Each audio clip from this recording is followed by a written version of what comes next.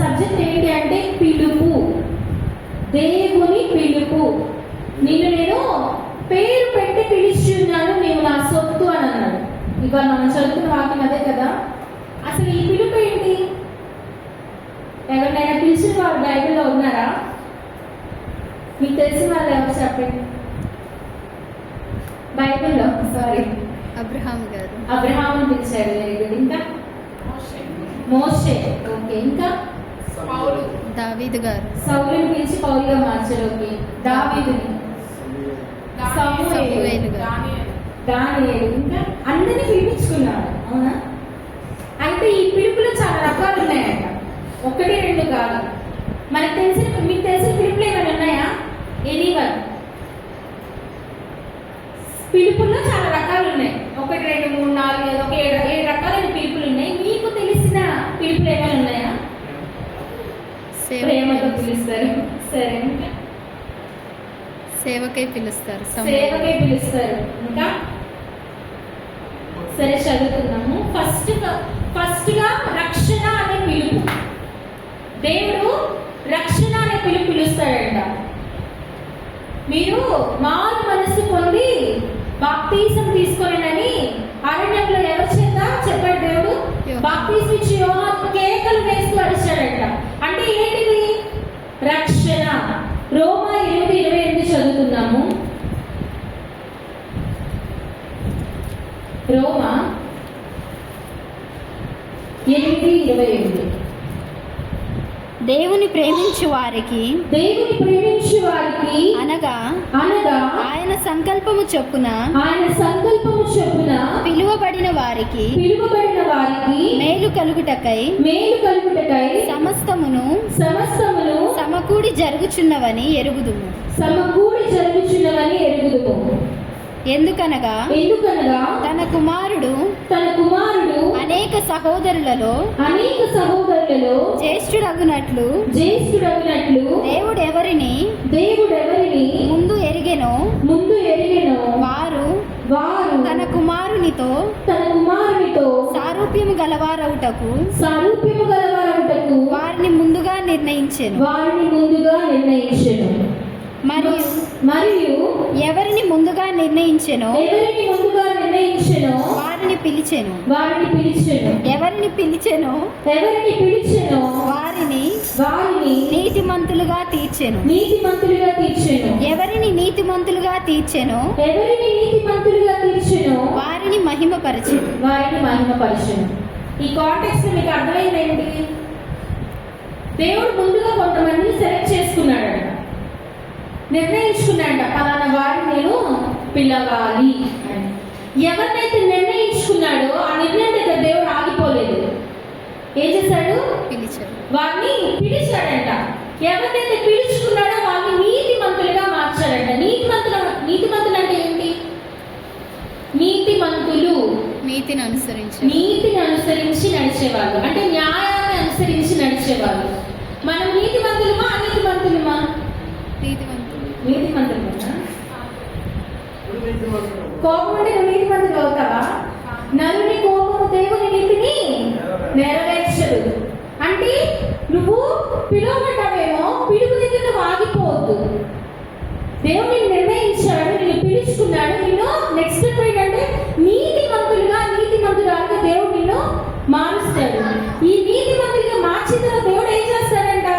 ఎవరినైతే నిర్ణయించాలో వారిని నేను పిలుస్తాను, పిలిచిన వారిని నేను నీతిమంతులుగా మారుస్తాను, నీతిమంతులుగా మార్చబడిన వారిని నేను మహిమపరుస్తాను.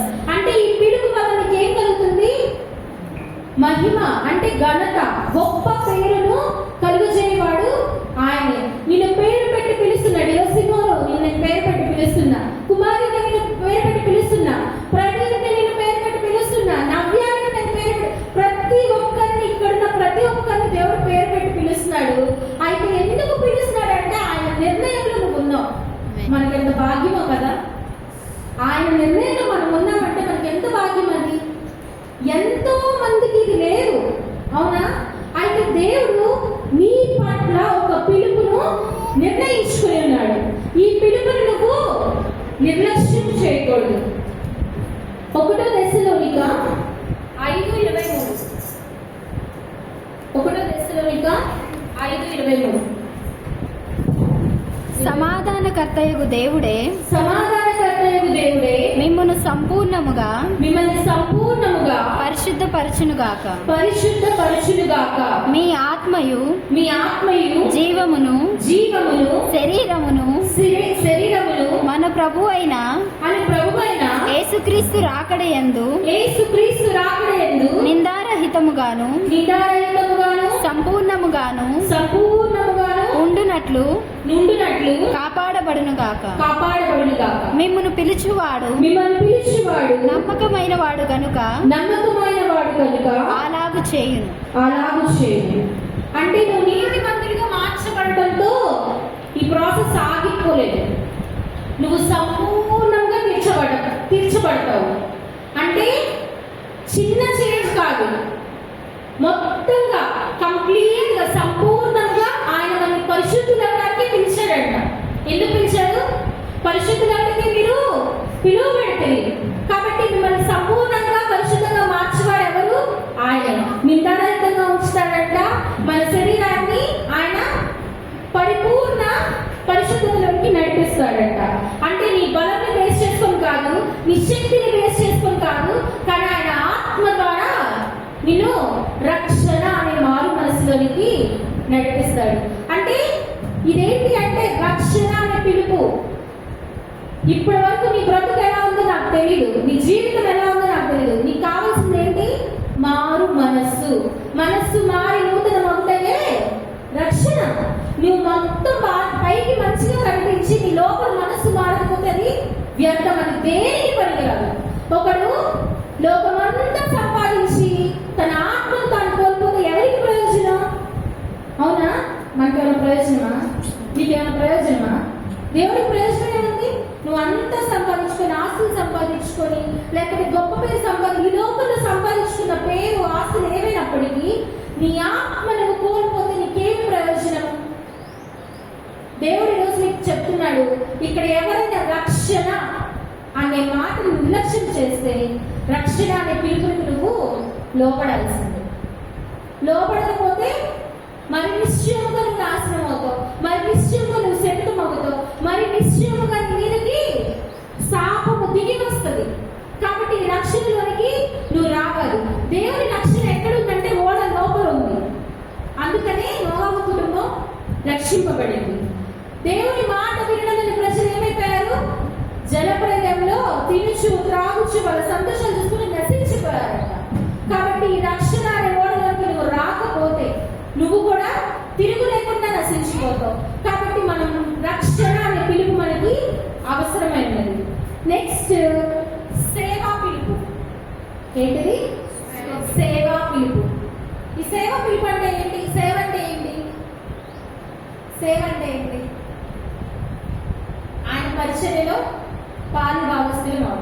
వాక్యం చెప్తేనే సేవ, వాక్యం చెప్పడమే సేవ కాదు. మరి ఇంకేంటి పెద్దవాళ్ళు చెప్పాలి. ఆయన పరిచయం ఏదైనా సరే స్టార్టింగ్ నుంచి ఎండ్ వరకు ఆయన ఏం చెప్పాడంటే మనకి సర్వ సృష్టికి నా ఈ సువార్తను మీరు ప్రకటించింది అన్నాడు. ఆ సువార్త ఒక్కటే పరిచయం కాదు, అదొక్కటే సేవ కాదు. నువ్వు మందిరంలో నుంచి పాటలు పాడుతున్నావా? అది దేవుని సేవ. నీవు మందిరంలో కీబోర్డ్ వేస్తున్నావా? అది దేవుని సేవ. నీవు మందిరంలో కూర్చొని డ్రమ్ కొడుతున్నావా? అది దేవుని సేవ. ఈ ప్రతి ఒక్కటి సేవలో భాగమే. సువార్త ఒక్కటే సేవ కాదు. ఇక్కడ నిలబడి వాక్యం చెప్పిన వాళ్ళే మాత్రమే చేసేది సేవ కాదు. దేవుని ప్రేమ చూపించే ప్రతి ఒక్కరు కూడా సేవా పిలుపు కలిగి ఉన్నవాడు. నీకున్న రక్షణను ఆగిపోతే నీవు సేవ చేయలేవు. మనందరికీ ఒక కథ తెలుసు, బాగా వాక్యం చెప్పారు. చిగురించిన కళ గురించి. ఎన్ని కళలు ఉన్నాయంటే అక్కడ? ఎన్ని కళలు ఉన్నాయి? అందరూ మాకంటే మాకని కొట్టుకుంటున్నారు. మేము నాయకులం, మేము నాయకులం, మేము ప్రధాన యాజకులం అని కొట్టుకున్నారు. అయితే మోషేకు దేవుడు ఒక మాట చెప్పాడంట. ఏంటి? మీ కర్రను తీసుకొచ్చి అక్కడ పెట్టండి. ఎవరి కర్ర అయితే చిగురిస్తుందో అది వారికి దేవుని పిలుపు ఉన్నట్టు, వారు దేవుని సేవలో వాడబడేవారు. అంటే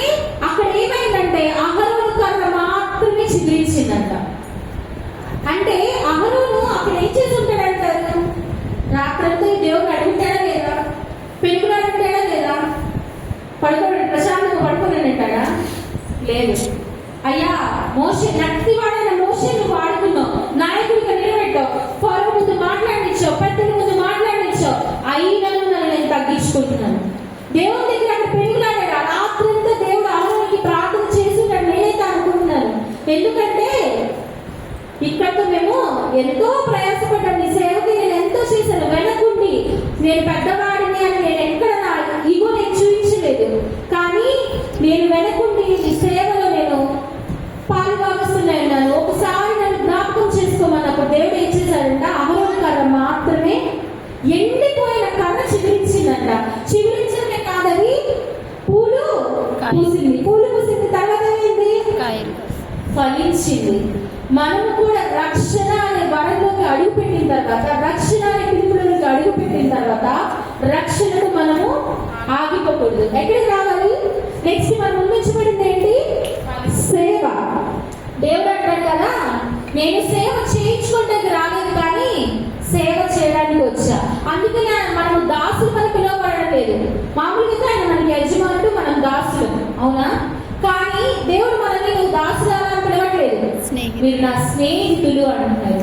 ఎందుకంటే ఆయన మనం పోలి నడుచుకోవాలి కాబట్టి ఆయన చేసిన సేవ ఈ లోకంలో మనం కూడా చేయబద్ధులమై ఉన్నాము. 1 కొరింథీ 26 30 చదువు.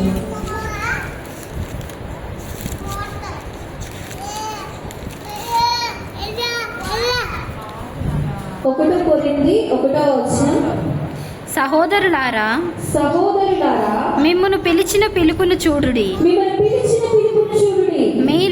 మీలో లోకరీతిని జ్ఞానులైనను ఘనులైనను గొప్ప వంశము వారైనను అనేకులు పిలువబడలేదు గాని ఏ శరీరియు దేవుని ఎదుట అతిశయింపకుండునట్లు జ్ఞానులను సిగ్గుపరచుటకు లోకములో బలహీనులైన వారిని దేవుడు ఏర్పరచుకొని ఉన్నాడు. ఎన్నిక లేని వారిని వ్యర్థము చేయుటకు లోకములో నీచులైన వారిని తృణీకరింపబడిన వారిని ఎన్నిక లేని వారిని దేవుడు ఏర్పరచుకొని ఉన్నాడు. దేవుడు ఎవరిని ఏర్పరచుకున్నాడంట? నువ్వేం గొల్లవాడే కాదు, నువ్వేం గొప్పవాడే కాదు, అయినను దేవుడిను ఏర్పాటు చేస్తాడు. ఎందుకు? జ్ఞానులను సిగ్గుపరచడానికి జ్ఞానం లేని వాడిని ఏర్పాటు చేసుకున్నాడంట. ఇంకోటి, బలవంతులను సిగ్గుపరచడానికి బలహీనుల్ని ఏర్పాటు చేసుకున్నాడు. ఇప్పుడు బలహీననా? కానీ నువ్వు నీకు పిలుపుంది. ఈ లోకంలో బలవంతుల ముందు నువ్వు నిల్చుంటావు, వాళ్ళు సిగ్గుపడతారు. ఈ లోకంలో జ్ఞానుల ముందు నువ్వు నిల్చుంటావు, వాళ్ళు సిగ్గుపడతారు. దేవుడు నిన్ను ఏ జ్ఞానము లేని నిన్ను దేవుడు పిలుచుకున్నాడు. బలవంతుని కాదు పిలుచుకుంది, గొప్పవారిని కాదు దేవుడు పిలుచుకుంది, జ్ఞానులైన వారిని అంతకన్నా కాదు దేవుడు పిలుచుకుంది.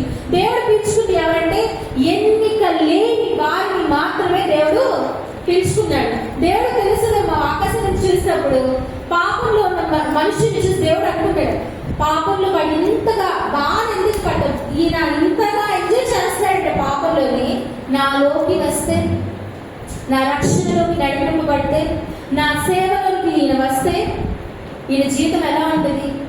కాబట్టి నేను ఈయన పిలవాలి, ఇతను నేను పిలుచుకుంటాను. పాపములో ఎంతగా అయితే మ్యూజిక్ అయితే ఏంటి, సినిమాలు అయితే ఏంటి, ఇంకో ఎంతైతే ఎంజాయ్ చేస్తున్నావో నా పిలుపులోని కనుక తిని వస్తే ఏమవుతుంది? వారు రక్షింపబడితే దేవునిలో కూడా తిరుగులేకుండా నిల్చుంటారు. లోకంలో ఎలా అయితే వాళ్ళు నాయకుల్లో ఉంటారో మరి ఎక్కువగా దేవుని నాయకులై ఉంటారు, దేవుని పని విషయంలో నాయకులై ఉంటారు, సేవలు నాయకులై ఉంటారు. అలా దేవుడు ఎన్నిక లేని వారమైన మనల్ని దేవుడు నిల్చోబెడతాడు. ఎన్నిక లేని వారు బలమైన జనమగులు. మన ఫైనల్ మనకున్న నియమం ఏమిటి అంటే నీ పరిచర్యను తుదముట్టించడం. మన ముందు దేవుడు ఒక సేవను పెట్టి ఉన్నాడు. అది ఆరాధనలు సహాయం చేయగలిగిన సేవే. నువ్వు ఏ రీతిగా అయినా దేవుని పరిచర్యను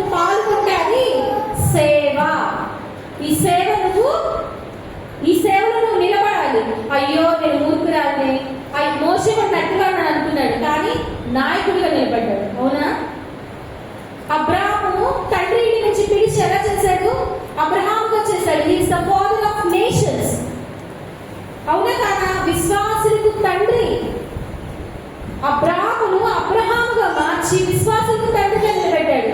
అదే విధంగా నిన్ను కూడా ఈరోజు దేవుడు అనేకమైన జనాలకి, కోట్ల మంది జనాలకి నిన్ను సేవకుడిగా దేవుడు నిలబెట్టబోతున్నాడు. ఇది దేవునికి నీ యందు ఉన్న ప్రణాళిక. ఈ సేవలో నువ్వు నిలబడాలి. నిలబడితే సరిపోదు, నువ్వు లేచి నడవాలి. నువ్వు పడిపోయిన స్థితిలో ఉన్నావేమో, నేను ఇంకా లేగవలేను అనుకుంటున్నావేమో నువ్వు.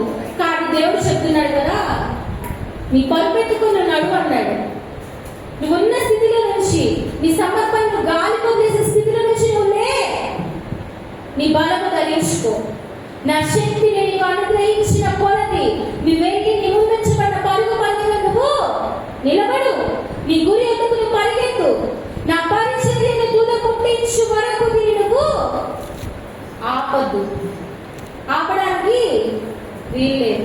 ఇంకో పిలుపు ఏంటంటే ప్రత్యేకింపబడే పిలుపు. 2 కొరింథీ 6:14-18. 2 కొరింథీ మీరు అవిశ్వాసులతో జోడుగా ఉండకుడి. నీతికి దుర్నీతితో ఏమి సాంగత్యం?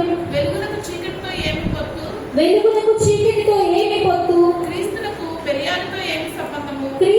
బెలియాలతో ఏమి సంబంధం? అవిశ్వాసితో విశ్వాసికి పాలెక్కడిది? దేవుని ఆలయమునకు విగ్రహంతో ఏమి పొందక మనము జీవము గల దేవుని ఆలయమై ఉన్నాము. అందుకు దేవుడు ఇలాగ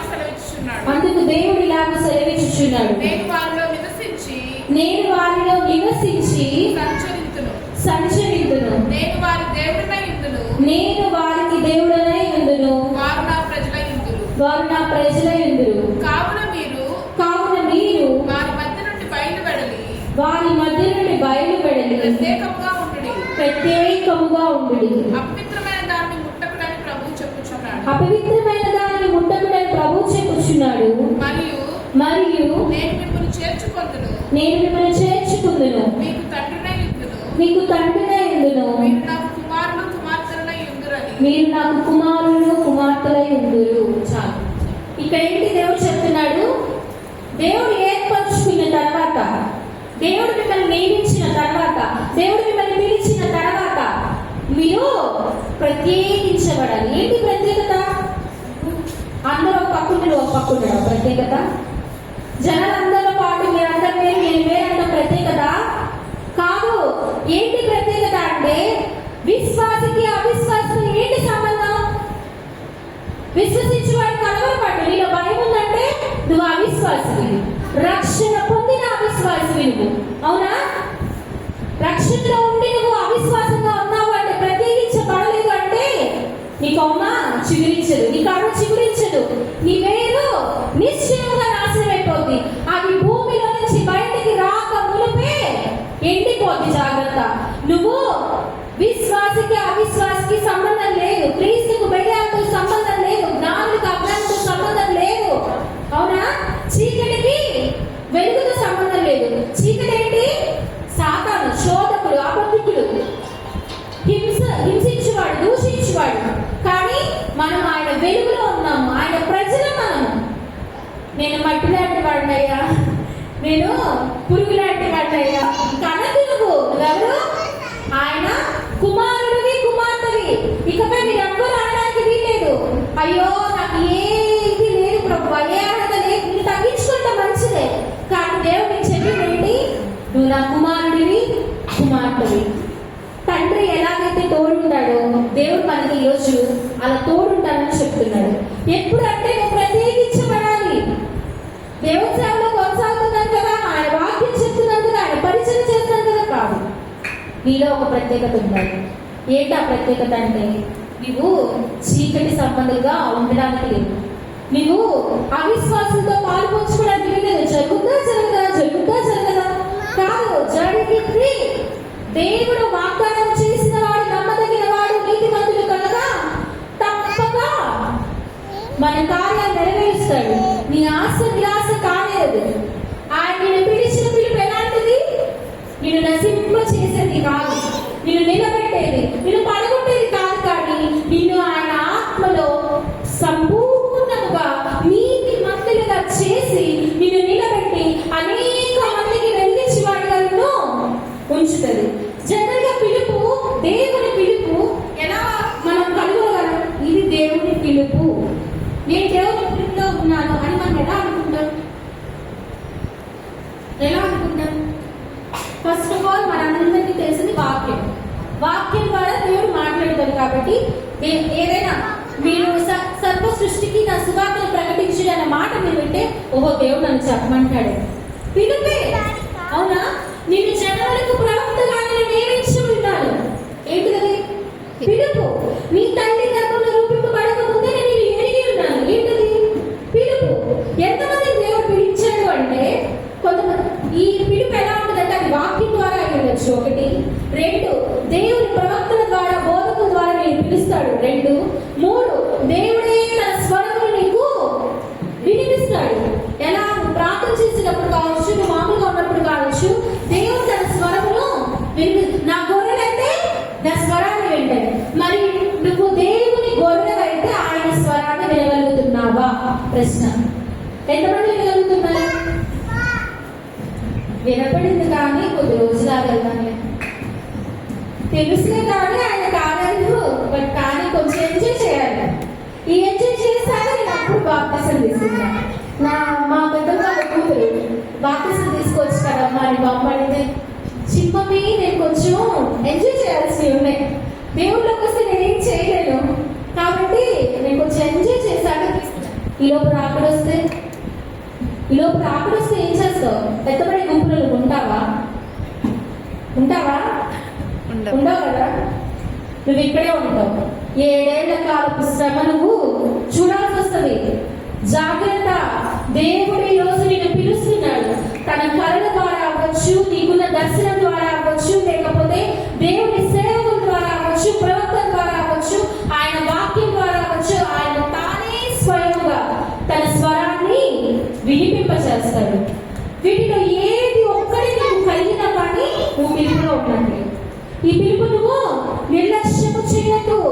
ఈ పిలుపు నిన్ను మహిమలోనికి నడిపిస్తుంది, సర్వసత్యములోనికి నడిపిస్తుంది. ఎక్కలేని ఎత్తైన కొండకు దేవుడు నిన్ను నడిపిస్తాడు.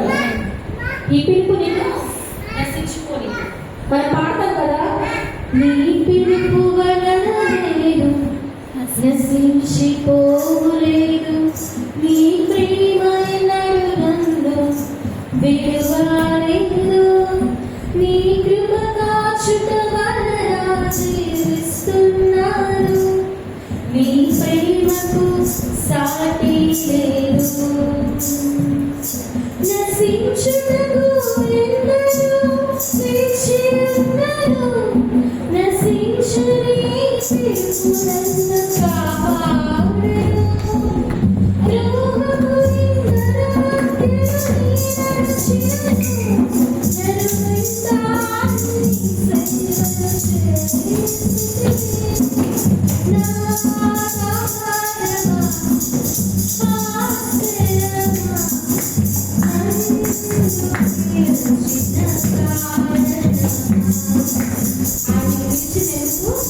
నశించిపోవడానికి కాదు, నశించుటకు నేను పిలవలేదు, నశించిన దాన్ని సైతం వెతికి రక్షించడానికే వచ్చాడు. నేను పిలుస్తున్న ఈ పిలుపులో ఆయన ప్రేమ ఉంది. నీవు దేవుని ప్రేమిస్తే కనుక ఆయన పిలుపులో నువ్వు వస్తావు. దేవుని ప్రేమించే వారికి అక్కడ కండిషన్ అనగా ఆయన సంకల్పము చెప్పున పిలువబడితేనే నీకేమవుతుందంట? సమస్తములు సమకూడి జరుగుతాయంట. బైబిల్లో చాలా మంది ప్రవక్తలు కొన్ని పిలుపులు ఉన్నాయి.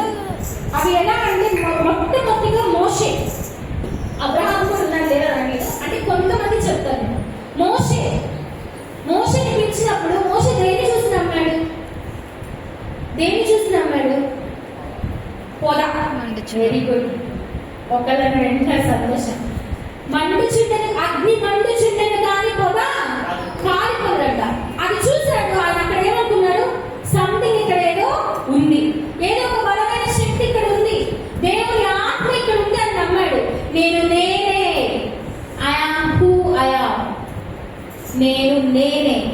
మాట దానికి వినపడింది. ఆ ఒక్క ఆశ్చర్యకారిత ముందు చూశాడు అంతే. ఏంటా మనమైతే ఏమనుకుంటాం, గాలేస్తున్నట్టుంది, కూర కాలిపోవట్లేదు అంతేనా అని అనుకుంటారు. లేకపోతే ఏదో అయ్యింది, ఎన్నో వింత జరుగుతాయి ప్రపంచంలో, ఒక వింత ఎన్నో వింత అని మనమైతే దాన్ని నిర్లక్ష్యం చేస్తాం. కానీ మోషే అలా చేయలేదు.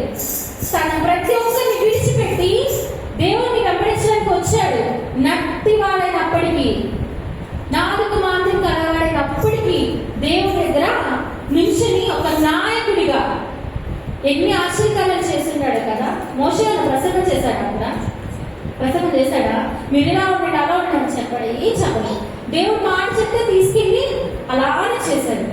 నిలబడ్డాడు, నాయకుడు అయ్యాడు. చక్కగా ఎవరైతే బానిసత్వంలో మగ్గిపోతున్నారో, 400 సంవత్సరాల బానిసత్వం అండి. ఇంకెన్నాళ్ళు మనం ఈ బానిసత్వంలో ఉంటాం? ఇంకెన్నాళ్ళు దేవుని పిలుపు తెలిసి, దేవుని రక్షణ తెలిసి, దేవుని మహిమ కార్యాలు తెలిసి, దేవుని అద్భుత కార్యాలు తెలిసి కూడా ఇదిగో నీ ముందు ఆశ్చర్యకార్యాలు జరుగుతున్నా నువ్వు దేవుని పిలుపునికి లోబడలేదు, నువ్వు రెస్పాండ్ అవ్వట్లేదు. ముందు నేను నిర్లక్ష్యం ఏర్పడి చేస్తుంది. ఆ రోజు మోషే చూసిన వెంటనే ఆగలేదు, దేవుని పిలుపుకి లోబడ్డాడు. ఇలానే ఇర్మియా అనే ఒక వ్యక్తి మనం చదువుకున్నాము. ఇర్మియా 1:4-9. ఇర్మియా 1:4-9. యెహోవా వాక్కు నాకు ప్రత్యక్షమై ఇలాగు సెలవిచ్చెను. గర్భములో నేను నిన్ను రూపింపక మునుపే నిన్నెరిగి తిని, నీవు గర్భము నుండి బయలుపడక మునుపే నేను నిన్ను ప్రతిష్ఠించి తిని, జనులకు ప్రవక్తగా నిన్ను నియమించి తిని. అందుకు అయ్యో ప్రభువు యెహోవా చిత్తగించుము, నేను బాలుడనే, మాటలాడుటకు నాకు శక్తి చాలదని నేననగా యెహోవా నాకు ఇలాగు సెలవిచ్చెను. నేను బాలుడనవద్దు, నేను నిన్ను పంపువారి యొద్దకు నీవు పోవలెను. నీకు ఆజ్ఞాపించిన సంగతులన్నీ చెప్పవలెను. వారికి భయపడవలదు. నిన్ను విడిపించుటకు నేను నీకు తోడై ఉన్నాను. అప్పుడు యెహోవా చేయి చాపి నా నోరు ముట్టి ఇలాగు సెలవిచ్చెను. ఇదిగో నేను నీ నోట నా మాటలు ఉంచి ఉన్నాను. ఇక్కడ దేవుడు ఏం చెప్తున్నాడు? ఇర్మియా గారు ఒక దర్శనం చూస్తున్నాడంట. విజన్ దర్శన పూర్వకంగా దేవుడు ఇచ్చేవాడు, స్వయంగా మాటలు దర్శన పూర్వకంగా దేవుడు తెలుస్తున్నాడు.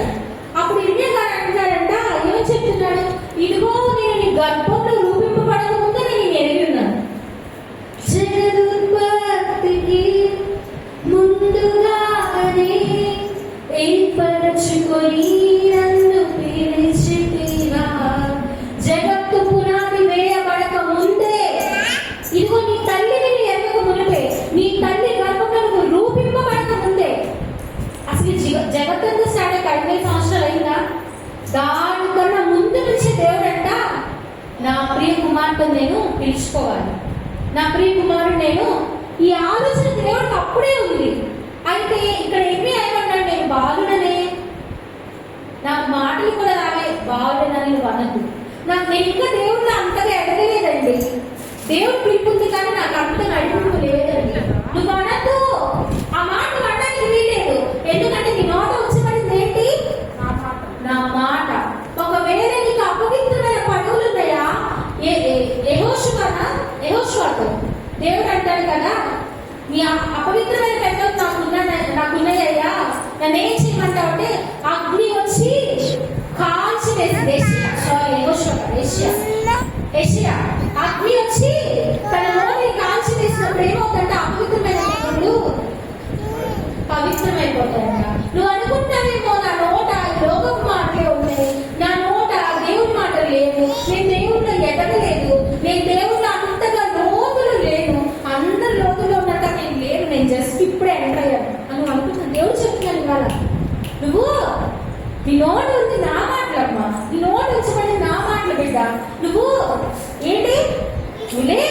నీకు ఆజ్ఞాపించింది చెయ్యి. నిన్ను నియమించుకున్నాను కదా, నువ్వు ప్రవక్తవి.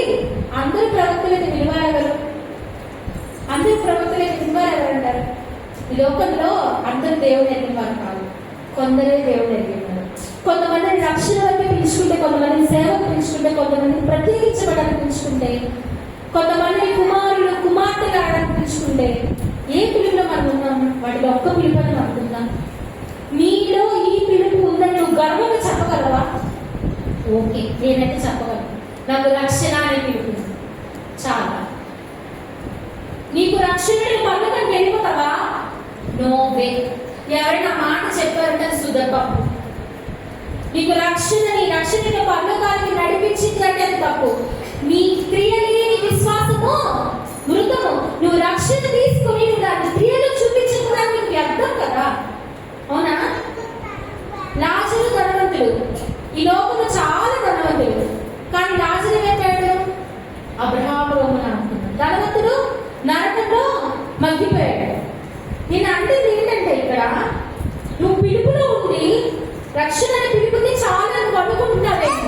చాలా రక్షణ వాడవచ్చు. నేను పనిలో వెళ్ళిపోతాను, ఆ రోజు నేను ఎక్కబడ్డా నువ్వు అనుకున్నావు. కానీ అది తప్పు. రక్షణ అనే పిలుపులోనికి నువ్వు వచ్చిన నువ్వు, ఈ కోటలోనికి వచ్చిన నువ్వు, ఈ ఓడలోనికి వచ్చిన నువ్వు, నెక్స్ట్ నీ స్టెప్ ఏంటంటే దేవుని సేవకై నువ్వు పాటుపడాలి. దేవుని సేవలు నువ్వు నిలబడాలి. నువ్వు పాతుకుపోవాలి. నువ్వు అక్కడ ఒక గొప్ప మహావృక్షముగా నువ్వు ఎదగాలి. ఎలీషా నాకు ఇంకా అయిపోయింది, చాలు లేవా, నేను చచ్చిపోతాను అనుకునేటప్పుడు, ఇది కాదు, నువ్వు నీ శక్తి ఇచ్చిన ప్రయాణం అని చెప్పి పంపిస్తాడు. అవునా? 2 రాజుల గ్రంథంలో పంపించిన తర్వాత ఎలీషాని పిలుస్తాడంట. ఎలీషా పిలుపు నాకు అందరికన్నా అసలు చాలా వింతగా అనిపించిన పిలుపు ఏంటంటే ఎలీషా పిలుపు. ఎలీషా అంట దేవుడు పిలిచాడని ఎలా నమ్మాడంటే, ఒక చిన్న దుప్పటి అంట. ఏలియా తన దుప్పటి వేయగా నింటది. ఇప్పుడు చదవాలనుకుంటే చదువు. 1 రాజులు 19:20. 1 రాజులు 19:20 వచ్చింది. అతడు ఎడ్లను విడిచి ఏలియా వెంట పరిగెత్తి నేను దాన్ని పడించదు. ఏలియా అచ్చటి నుండి పోయిన తరువాత అతనికి షాపాతు కుమారుడైన ఎలీషా కనబడెను.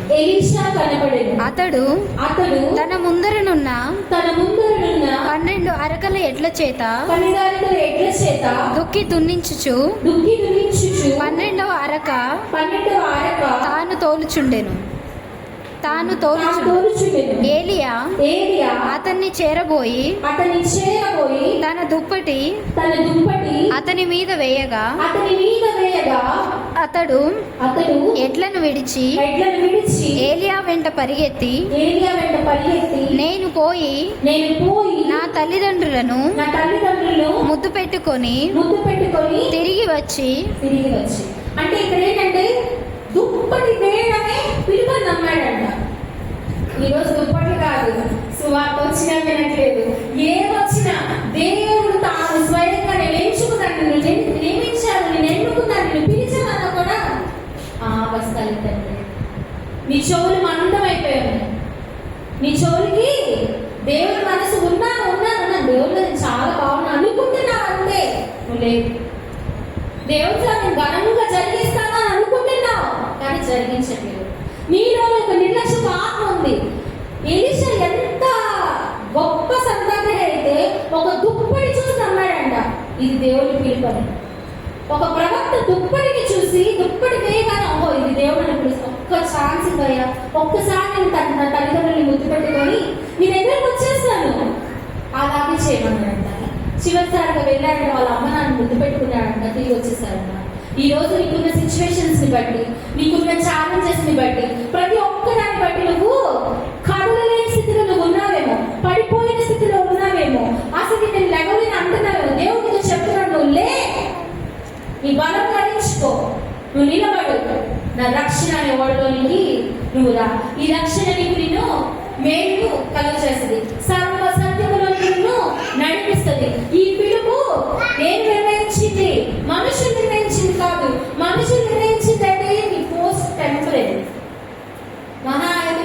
మేనేజర్ నీకు హైక్ ఇచ్చాడు అనుకో, నీకన్నా మంచిగా పర్ఫార్మ్ చేసేవాడు ఉంటే ఆనందిస్తాడు.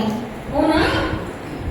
తనకు తెలుసు టీంలో ఎవరు కష్టపడతారని తెలుసు కాబట్టి ఒక నిర్ణయించుకో, ఒకవేళ నేను లేకపోతే నా తర్వాత వీళ్ళు లీడ్ చేస్తారు, వీళ్ళు నిలబడతారు,